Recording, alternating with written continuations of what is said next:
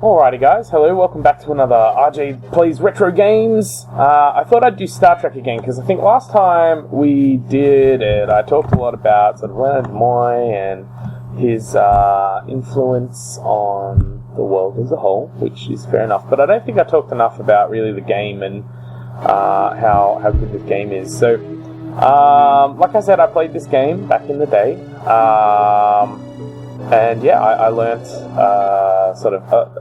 a lot. This was one of the things that hooked me into the Star Trek world, because it is so open-ended, you know. I mean, look at all the different ships and things that sort of you can play as, all these different ones, and it also has these scenarios which are, you know, pretty much straight on perfect for the actual show, you know, like the Balance of Terror. So this Balance of Terror is one of my favorite Star Trek episodes from the original series. It's got it's sort of the Romulans, you know, spoiler alert, the Romulans attacking Federation outside the neutral zone, and they were getting this is the first one where they get cloaking technology, and the cloaking technology that they were getting really was yeah, like it was from the Klingons, which had it. So like this was the first one that I saw that really had all that politics in it that Star Trek had. And so for them to have made a fairly close to the show version in, you know, keeping in mind this is like the 1990s technology, like that's pretty amazing that it had these missions and they were pretty straightforward.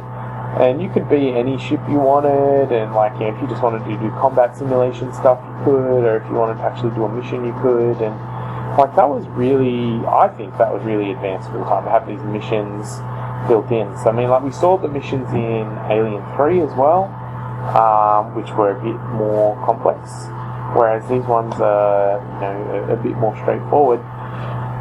Yeah, it's interesting, and that to me is what made this game very cool, was because it was so very much like the actual you know, show, and it was, you had a lot of options there. I always felt that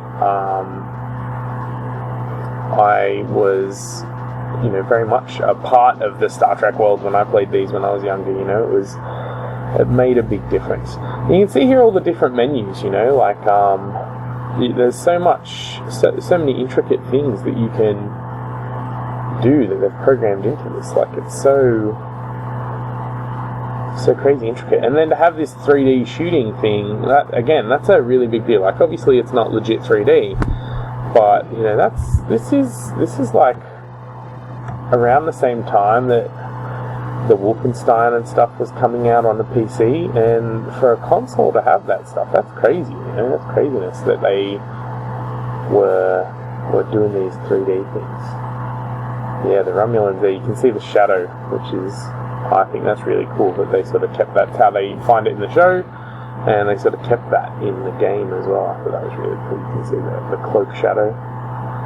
Again, it's got this radar, like that little radar is so important to this game. Like, just talking about the design. So you've got the different things around the side. I don't know if you can see the two beams on either side. So you've got a green light on the left, a green light on the right. The green light on the left is your phaser light to say if it's good to go, and the one on the right is your missile light to say if that's good to go. And then your energy is on the left, and that sort of replenishes as you don't fire your weapons and things.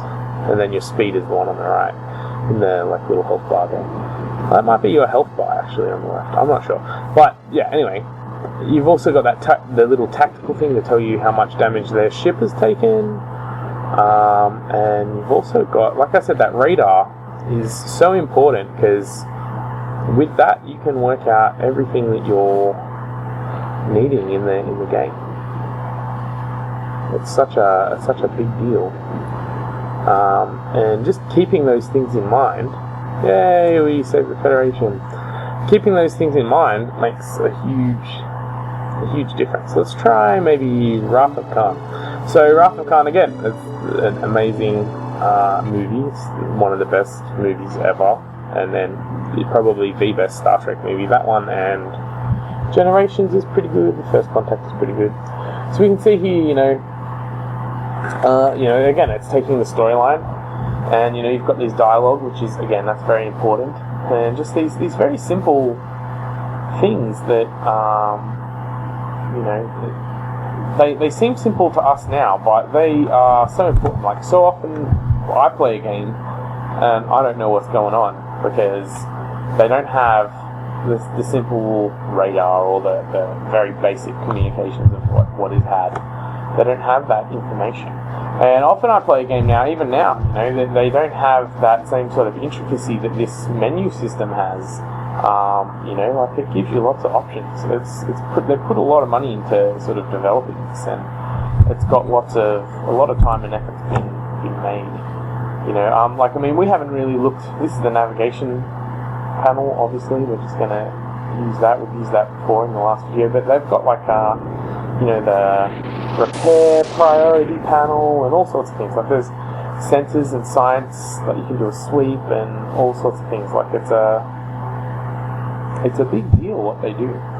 Now, in the movie of this, they actually, Captain Kirk cheats and turns their shield off. I'm not sure how you do that in this particular, but there you go. It's just how they deal with it in the movie. Yeah, wow. Okay, holds at 50%. I'm probably going to die because in this one, the Miranda class is much stronger than a Constitution class. Though in other versions, that varies. Yeah, wow. Okay, 10%. I'm probably going to die. We don't have torpedoes either, which is interesting. So shoot my little phasers. Pew pew. Again, you're needing. We allowed him to get away. So again, you're needing you're needing that 3D ideas to be involved in this.